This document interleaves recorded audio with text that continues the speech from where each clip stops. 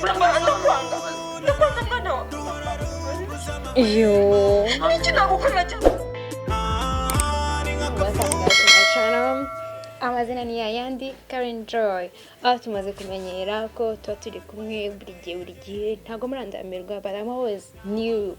Yeah guys, uyu munsi twagarukanye na filime yacu dukunda gukurikira Umukazana wibanga. Ubwo duheruka Fiston na Boaz barangije ishuri. Muri expectations zacu reka turebe niba zimitingana. Episode 5 uyu munsi, episode 5 ifite title ivuga ngo Mama Boaz ubwoba ni bwose. Fiston na Boaz bavuye ku ishuri, ubwoba mbese ibaze nawe Mama Boaz yagize ubwoba iyo character. Ndashaka kureba uburyo nyine nawe agira ubwoba ko muza ameze gutya. So guys, ntagiye mu magambo menshi, reka turebe. Alright, nakubwira ngo pakira igenda bye mu gikapu wanze nushaka kubitwara kwenda kanyombya wa Boaz araje. mwana wa Yehe mwana wa ariko abana rwose ngarika abana rwose. Reba ukuntu Mama Boaz ari indyarya. Amavuka ye koko meze neza ntabwo ndi kubyumva oya. Mbega abakabana rwose. mama wawe yarangiye kumugurira Umwana narigiye kumugurira, reka uri kumuhanagura. yo mwana Nyagasa utakira sheri wawe kirashaka guseka iki ngiki. None se ni gute wowe ushaka guseka? karibu mwana wa karibu mwana wa Ayigo data, Mama Boaz uzi gukina we. Uranyumije noneho.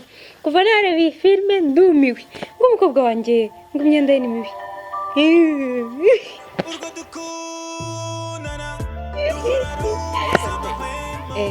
Karabo wari ukomeje cyangwa nawe ushiriramo ugaceceka cyane Karonda kwinjiza Ntuzane ibyo biganiro. ikiganiro tubyihorere tubife Mbikubwira. kindi kiganiro Ibindi ubona kubwenge akarabanza ahubwo ari yarashize. nawe uramutse uri wowe ko warahuye n'ibyo nahuye nabyo wabona ko gukunda na uri umurengwe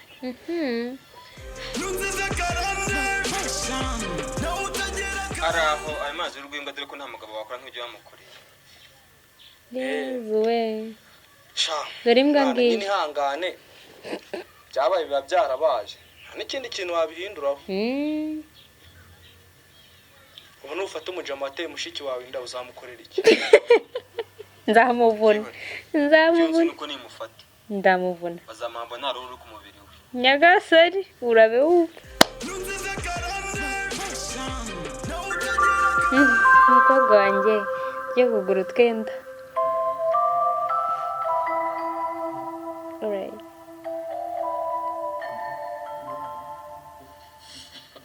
umva muko ntukajya umpenera ntukampenere kambaye impenure karangiza kagahenera umuntu Karabaye. nuko kanashikiye umwana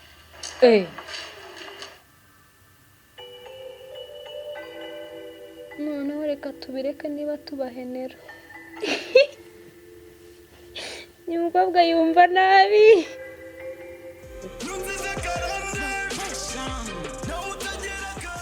ugendere ku mwana wanjye kamwikubetaho wagira ngo kamfashije kumubyara dore kigiraye kikira marayika kandi ari kamaraya Maraya gusa. ugendere ku mwana wanjye uri kumva undi Boaz rwose kubyaha undi akanaga kiyazanye ubu hagati wowe nta nubwo ukwiye kungenderera mu rugo Nubwo kwibona. Nubwo kibyibuka. nanjye ndamukunda kandi papa w'umwana wanjye mba ngomba kumuhangayikira. kakuzana ubwo bugambo buryohereye hano ubwo bugambo bw'uburyarya ugendere ku mwana wanjye kono karora bimbere udatozura ikibi kindimo akunda Boaz bimbere wakano Nyagasani. Umugore azi gukina pe. She's really talented. ufite amababi y'ukuri yuko nawe mwana Nguki? amagambo y'abantu ntuyase mwana Ko witanguranwa kuri yuko wowe uri inshuti n'umugingo wateye na mushiki wanjye yari yiketse. Kristo ngo twibere inshuti sibyo se Ntabwo birenze. inshuti uko wagiye ushaka uzamfasha Mani gato. ahubwo shyira muri zawe hano ngenda atankupepa maze ubone izanjye shyiramo izawe hano Bitasagira telefoni ngo ntiyakariye. Aho gakote yagatiye. urambika ndahita mbona izawe man twibera mu minyi arakanshaka uzamfasha okay naje kubipima Debora nako ari kubeshyira mama Uziko maboza arize marira ngo namanuke ari kumubeshyira ndakwanga mwana wa mama babarira Yo. iki nagukorera cyatuma ubabara mami wirira Uziko nawe arize. Nzakwica uretse uzabibona uko uretse agende. ndagukunda mwana wa Ndagukunda mwana zamarira yakuye. Yego basi umusika musigare ndanagiye. Rego umugore uzi gukina. Abantu bagira inda isi ni abantu babiri. My goodness. Ariko n'ubundi mwebwe muri n'abagome mwe. Sundi ikintu cyagiye mu gisirikare ubona cyarya ibiryo bike.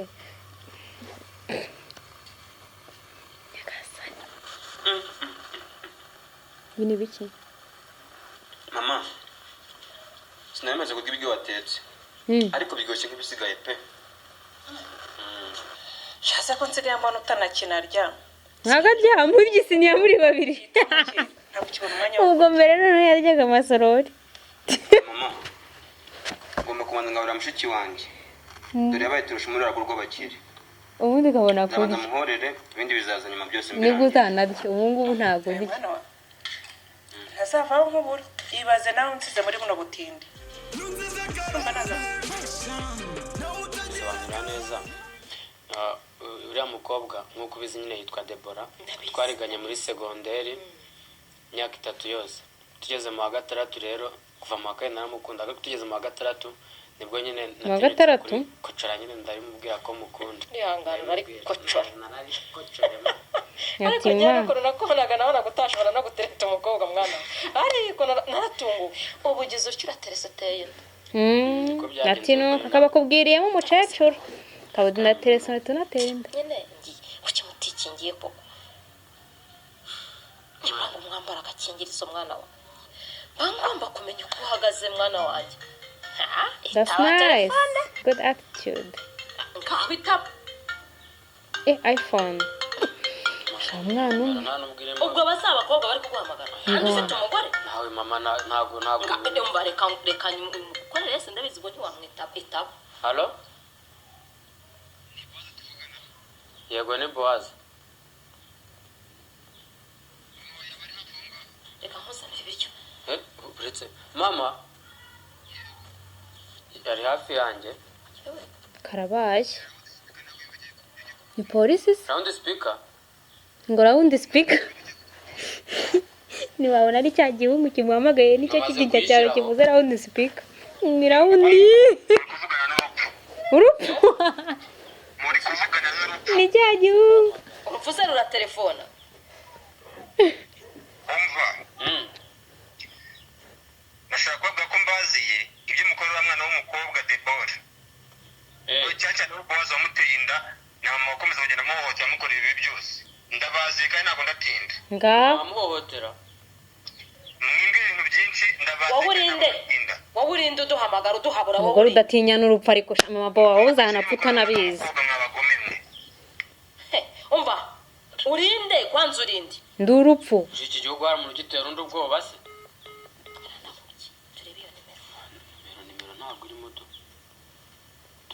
ndabona irimo za karindwi ujyamo wihamagara. So wahamagara urupfu. ibyo kudutera ubwoba Ariko se umugore wahamagara urupfu. uyu mukobwa wazanyaga ntiwumva ngo we wamuteye inda ntiwumva ngo nanjye amuhohotera uyu mukobwa amuhohotera wari wasanga amuhohotera Nanjye nibyo binshanze. siniko kano gakobwa gakunda abagabo nk'urukiko Ngaho. Ako mari unegeza kumbwira wasanga ari byo nuko mwana wanjye ndagukundura Agiye kurira. niba uyu mukobwa azanye ibintu by'urupfu muri iyi nzu ubu si amabandi umva atatangiye gukurura amabandi ahangaha Bowazi nukuri kubera uyu mukobwa ngiye kumukanga ujama uyu mukangura kusima wagiye ugira ntabwo uzi yuko anatwite basi ari ibiki bitangiye kuza hano marangiye birancanze ntabwo nzi icyo nakora ako buriya tuzamumenya ibyo ari byo byose uko batubwiye ngo aratuze byanga bikunda ashobora kuzaza ibyo byiguterwa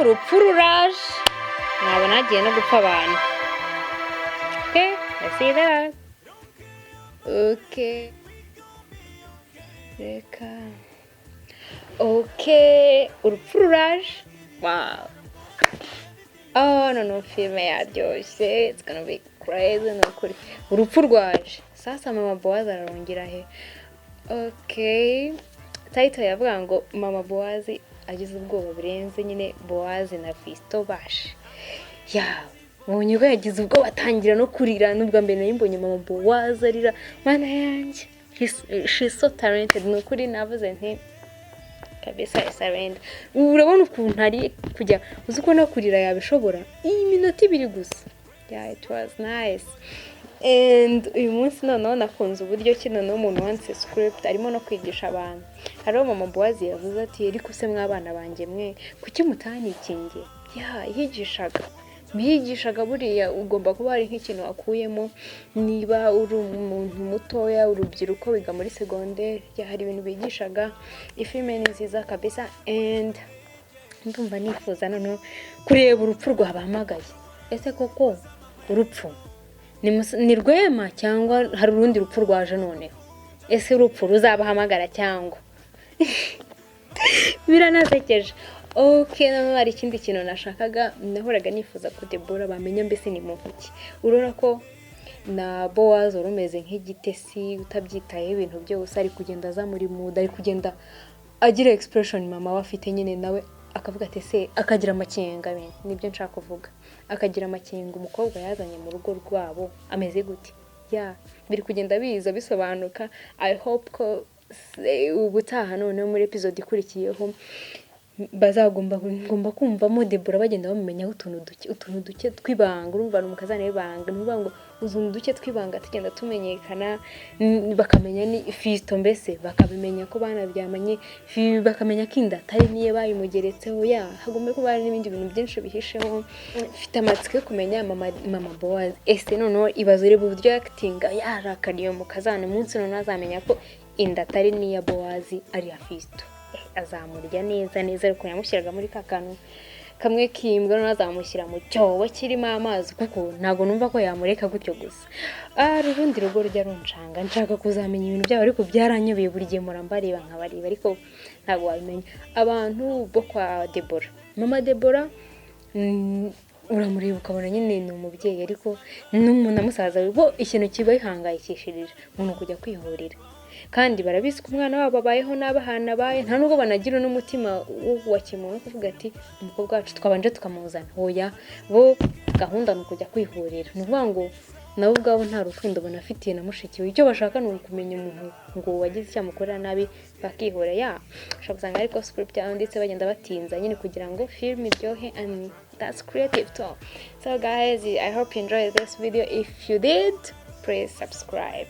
And guys, please follow me on my social medias ukurebe Carine Joy250 kugira ngo ujye ubona updates niki gishya what's new. And guys, see you next video. Ciao ciao.